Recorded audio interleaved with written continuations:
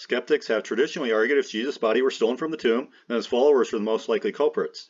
This was the official claim of Jesus' ancient critics, which is highly significant, for it means, according to his contemporaries, who knew the situation a lot better than modern skeptical scholars, this was the only possible non-supernatural alternative for the empty tomb which deserves serious consideration.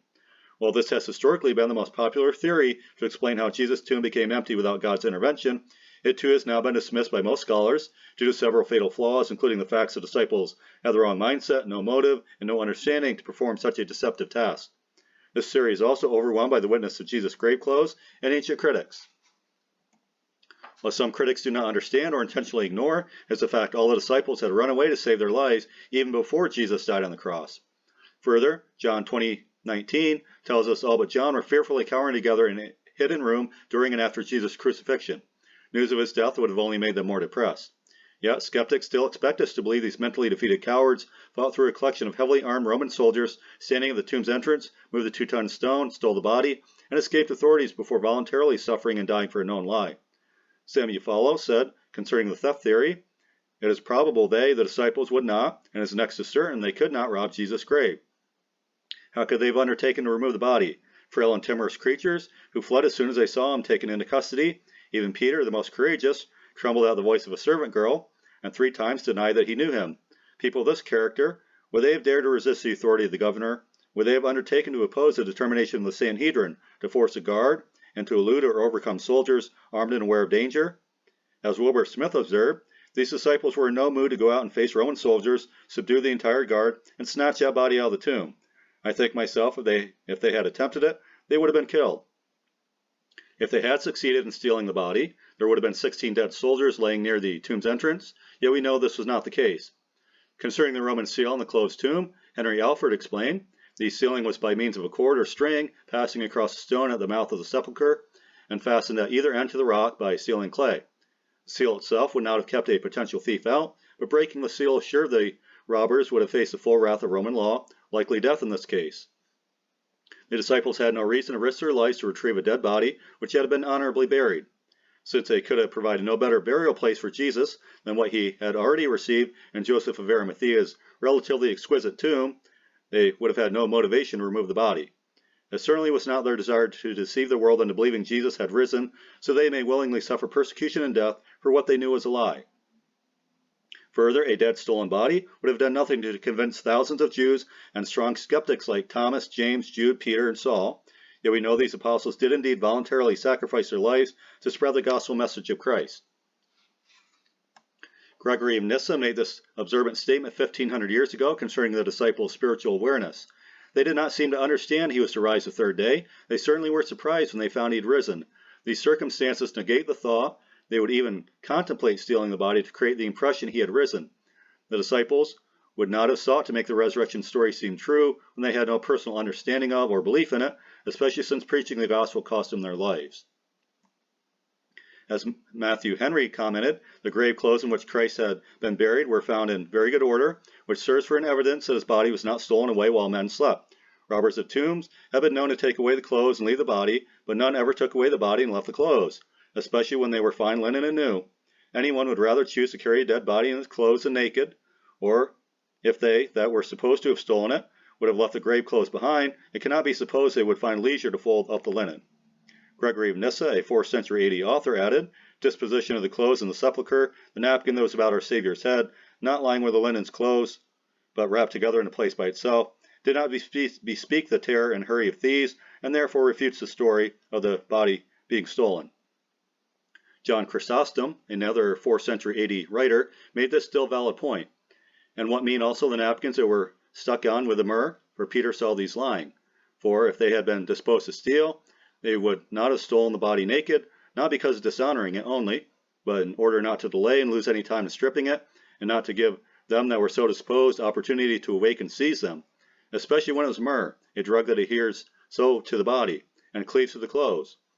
Whence it was not easy to take the clothes off the body, but they that did this needed much time, so that from this again the tale of the theft is improbable.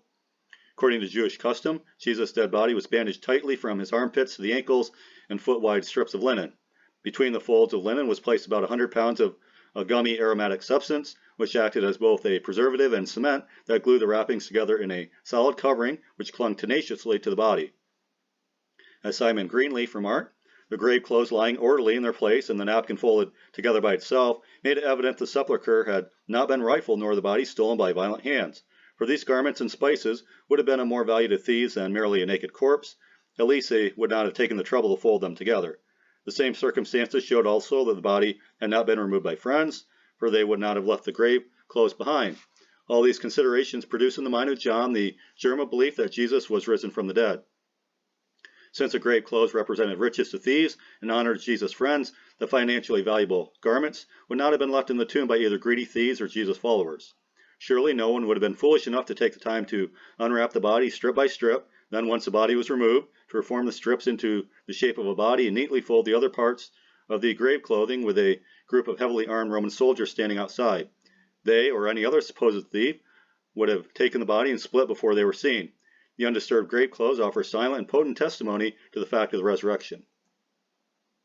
The Jewish religious leaders' official response was recorded in Matthew 28:11-15, about 30 years after the resurrection, and since this passage attests the stolen body theory was still being promoted to this very day, we have positive proof the Jewish religious leaders still had not found Jesus' body after 3 decades of likely interviewing potential thieves and frantically scouring every nook and cranny. Further, early historian Justin Martyr, in dialogue with Trypho and Tertullian in De Spectaculis, confirmed with their writings the known lie concerning the disciple thievery persisted among the Jewish religious leadership through at least the end of the 2nd century AD. Another intriguing piece of evidence for the validity of Matthew's account is the Nazareth Decree, which the marble slab archaeologists have confirmed contains the inscribed words of Roman Emperor Claudius, who reigned between 41 to 54 AD. With this decree, Claudius commanded, "Let it be absolutely forbidden for anyone to disturb tombs. In case of violation, I desire that the offender be sentenced to capital punishment on charge of violation of a sepulchre." A small monetary fine was the penalty for stealing a body from a tomb unmarked by a Roman seal prior to Jesus' resurrection, but after his resurrection the death penalty was required. It is also quite significant, Claudius specifically mentioned earlier in the decree that punishment was especially deserved by those who removed a body from a tomb sealed with a Roman seal, since Jesus' tomb is the only one we know of in recorded history that bore such a seal. It seems reasonable to conclude Claudius gave this decree in response to the false story of Jesus' stolen body, which had finally come to the governor's ears, as Matthew 28:14 predicted, in coordination with his knowledge of the chaos caused throughout the Roman Empire due to the bold proclamation of Jesus' followers concerning the empty tomb. As W.J. Sparrow Simpson remarked, the emptiness of the grave is acknowledged by opponents as well as affirmed by disciples. The narrative of the guard attempts to account for the fact as a fraudulent transaction, but this Jewish accusation against the apostles takes for granted the grave was empty. What was needed was an explanation. This acknowledgement by the Jews that the grave was vacated extends to all subsequent Jewish comments on the point. Similarly, James Hastings said, this fraudulent transaction proceeds upon the admission by the enemies of Christianity that the grave was empty, an admission which is enough to show the evidence for the empty grave was too notorious to be denied. John Chrysostom from Antioch observed concerning the theft theory, for indeed even this establishes the resurrection, the fact I mean of their saying the disciples stole him. For this is the language of men confessing the body was not there. When therefore they confess the body was not there, but the stealing of it is shown to be false and incredible, by their watching it and by the seals, and by the timidity of the disciples, the proof of the resurrection appears incontrovertible. A.B. Bruce noted concerning the Roman guard, they were perfectly aware they had not fallen asleep at their posts and no theft had taken place. The lie for which the priest paid so much money is suicidal. One half destroys the other. Sleeping sentinels could not know what happened. As Philip Schaff added, this infamous lie carries its refutation on its face. For if the Roman soldiers who watched the grave at the express request of the priests and Pharisees were asleep, they could not see the thieves, nor would they have proclaimed their military crime. If they or only some of them were awake, they would have prevented the theft. As to the disciples, they were too timid and desponding at the time to venture on such a daring act, and too honest to cheat the world.